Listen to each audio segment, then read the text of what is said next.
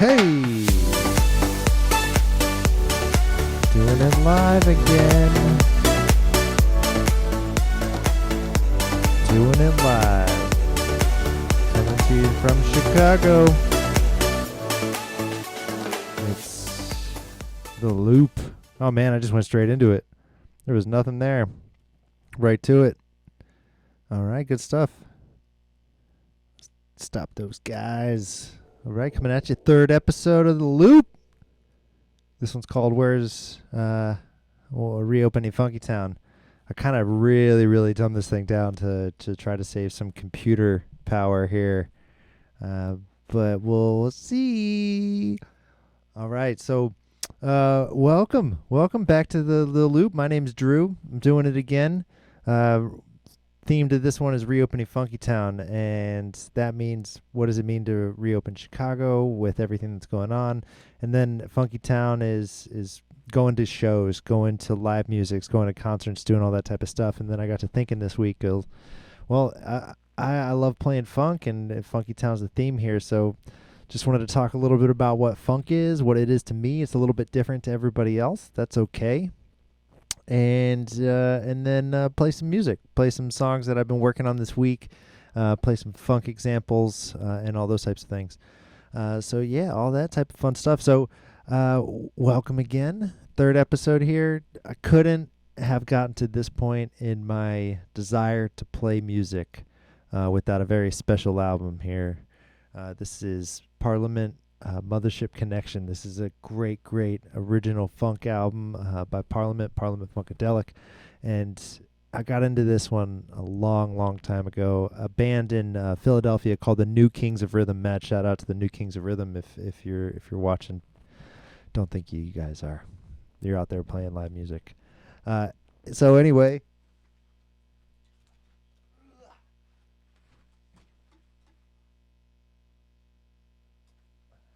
This was a big inspiration for me. Parliament Funkadelic, George Clinton, the whole gang got together and made some really interesting music, and then that really exposed me to the entire world of funk and kind of what funk was and the feeling of it, the vibe of it, and all those types of things. I love it. I love listening to it. I may not be the best at playing it, but I've kind of studied it in terms of what the technical components that make up funk are, and then just the vibe, the flow, the feel, the flavor of what these funk bands are. There's tons of funk bands out there. These are all of some of the greatest 70s funk bands that are out there. Parliament Funkadelic, you got Sly and the Family Stones, you have Toots and the Maytals, you have the Maters, the Meters, you have Chocolate Milk, you got James Brown, you got everything in between all of those. Those are some of the ones that really stood out for me. I didn't know about Chocolate Milk immediately. I kind of landed into Chocolate Milk a lot later. There's some great funk. Obviously, the Meters are some really great funk and those types of bands. So when I did a lot of research on funk bands, I mean, funk was influenced by a lot of things. Funk was influenced somewhat by R&B and hip hop of the early days, as well as a lot of soul and a lot of blues music. And then funk had a ton of influence on things like disco and R&B, and then became a huge subject of sampling within modern day hip hop and all those types of things. But hey, when studying all these things, I looked at a bunch of different things. I had to look at the technical components of like what made funk before I could even start to do it. And then what I did to kind of explore some of the flavors of what funk is and some of the bands and some of the emotions behind it. So when I was looking technically at what funk is a lot of syncopation, right? It's like playing on the off notes. It's like a lot of strums, a lot of stabs, a lot of really interesting chords like sharps and sharp sevens, sharp nines, 11s, throwing in a lot of tones, mostly that are syncopated in their application of them. Also, tons of horns in funk. I love horns. I think it's such a great sound. Brass is such a great sound, and not everybody can play brass. I've definitely tried to play a few different brass instruments. I don't have a lot of great lung capacity to play horns. I don't know how Parliament horn section did it. And then the last thing, I mean, probably the most important thing of funk is the feel, the flavor, the Kool-Aid factor. that is a constant journey, right? You feel different emotions. Funk emotions feel differently to different people. Some of them feel like they're really expressive and aggressive, and other people feel like funk is a little bit more of a passive type of like rhythm, as opposed to much more of it. It's definitely from the people that I've spoken to, an expressive medium for either protesting or rising up against some level of oppression. And a lot of that definitely relates to a lot of the things that we're talking about or seeing nowadays in the last couple of weeks around the George Floyd protests and just in general in terms of what influences black music and all those types of things. So funk is definitely one of the mainstays of the genres that I like to play. Again, I may not be the best at it musically, but it's definitely one of the things that I feel is not only uplifting, but can bring a lot of different types of emotions and those types of things to the forefront of musical performances. So I have a quick little funk example loaded into Abe's. That's what I'm calling Ableton Abe's. And a lot of funk starts with kind of really rich bass lines. Either they're thick, they're thumping, or they slide a lot. And I've kind of just tried to put a quick little example of some of those bass lines right here.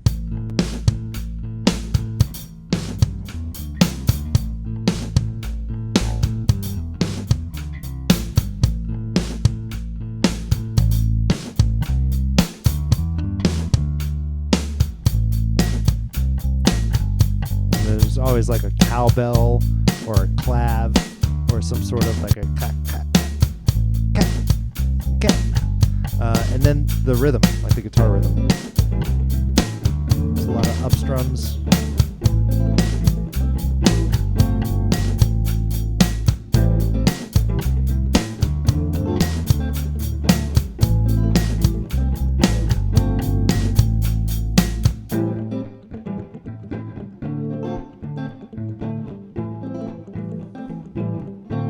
A lot of muted strings in funk. Bringing the funk flavor. I just kind of noodle around when I play funk. Mostly play it on like Fender Strats. A lot of minor chords, a lot of sharp chords. Give a quick example.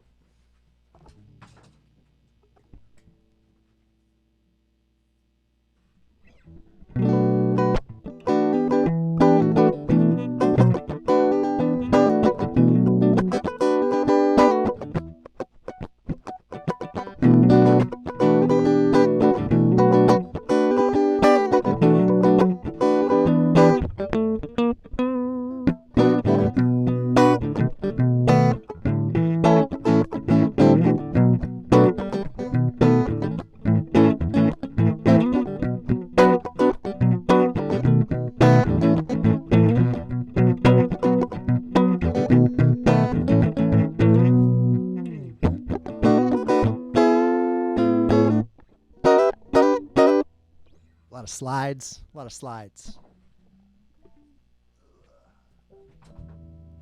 All right. Yeah, that's funk.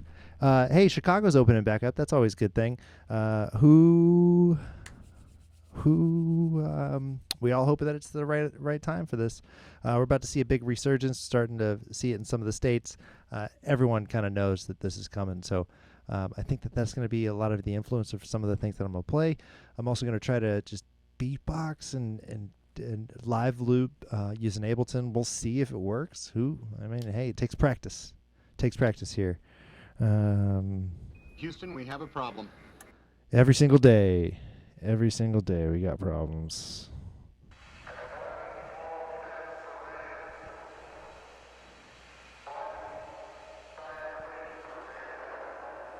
Wind, water, earth,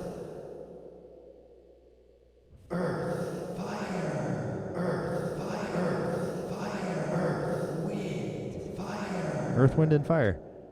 Earth, Wind, and Fire, one of the kind of funk bands, really kind of soul, really.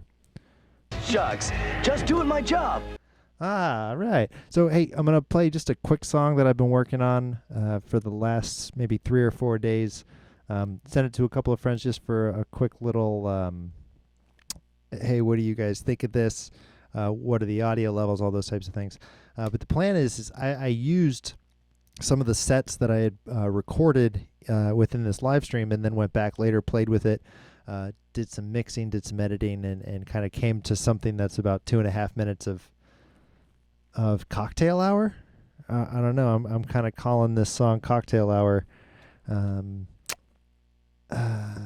because it's something you might hear at a cocktail hour. I don't know. That's not impressive? That's not like, oh man, I wrote this great like drum and bass record that is getting sampled by Daft Punk. I wrote a 2-minute and 40-second cocktail hour song.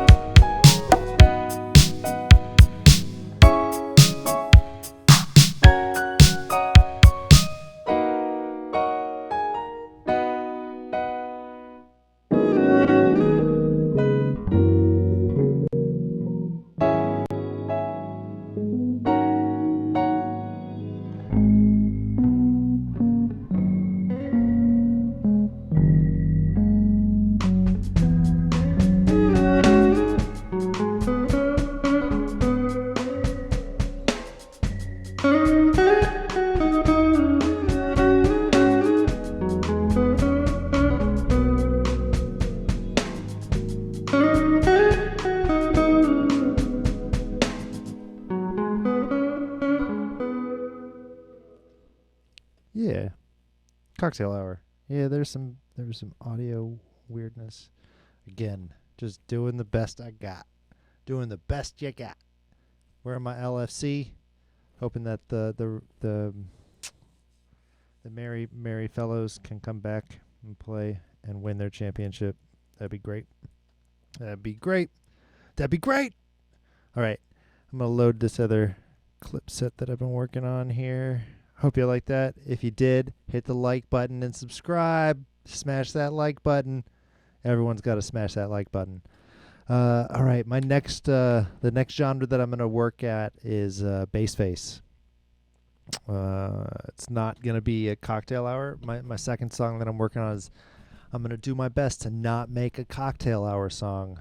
I know they're really good, and some of them are ripe, but I'm not going to do it. I'm not going to do it. Oh, these things take a while to load, right? These things take a while to load. All right, here's my sample. Bass face. This is my start to bass face. I might have a track next week with bass face.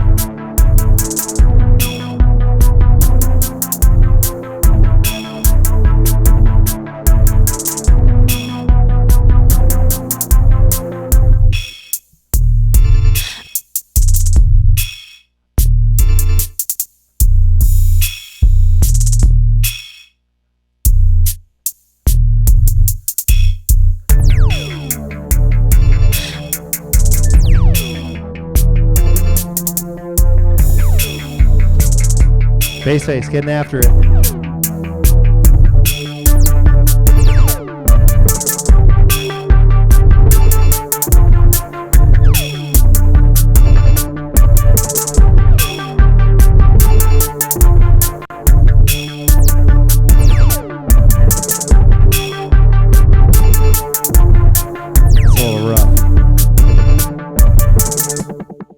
Yeah, that needs some work. Yeah, but hey, it's all good stuff. All good stuff. Definitely, this doing the live stream has definitely driven me to do consistent practice more often, and going into different areas and doing different things that I have never done before. Also, learning all the audio video components of it, whether it's a camera that doesn't want to keep working.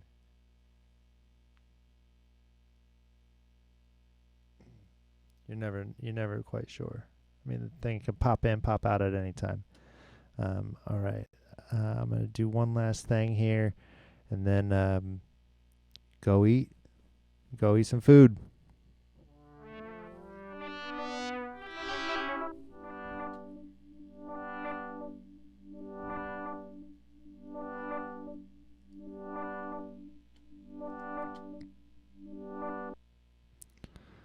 Guess just hold that. Again, check out Mothership Connection, one of the best funk albums of all time. Of all time. Of all time. Of all time. George Clinton's crazy. He's still getting after it. He goes to clubs with his crew, and he just sits in a chair in the front, just yells into a microphone. It's pretty great. All right, so hey, just going to try to do something that's I'm gonna do my best to not embarrass myself. It's a little bit too late for that though. All right, this is live looping on beatboxing through Ableton with the push 2, with all of my channels armed and just my voice. Just my voice.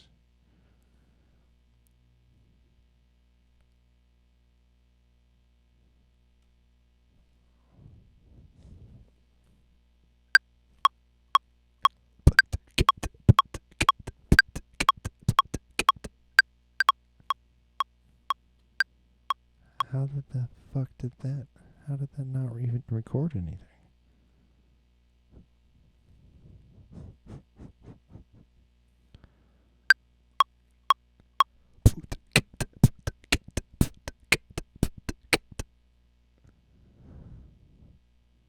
Nothing?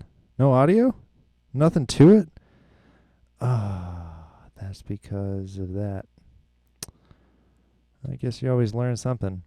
All right, well,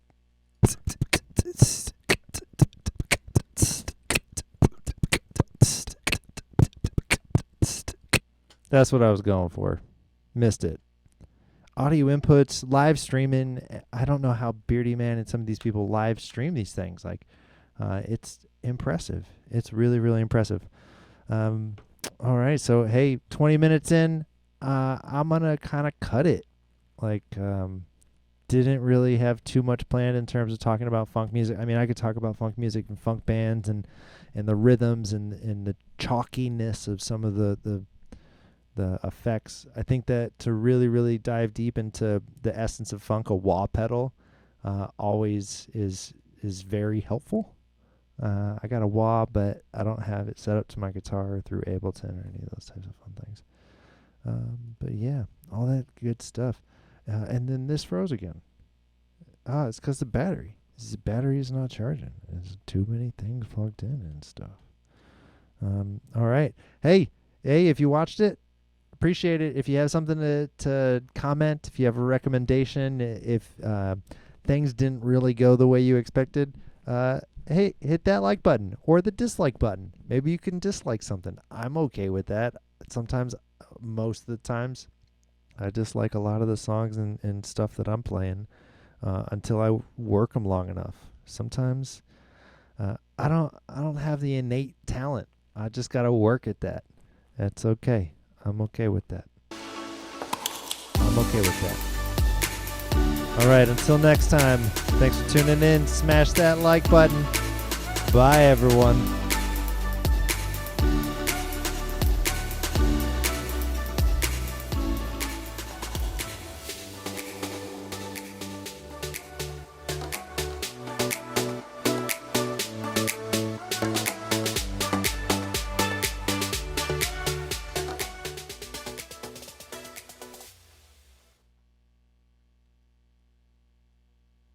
Houston, we have a problem.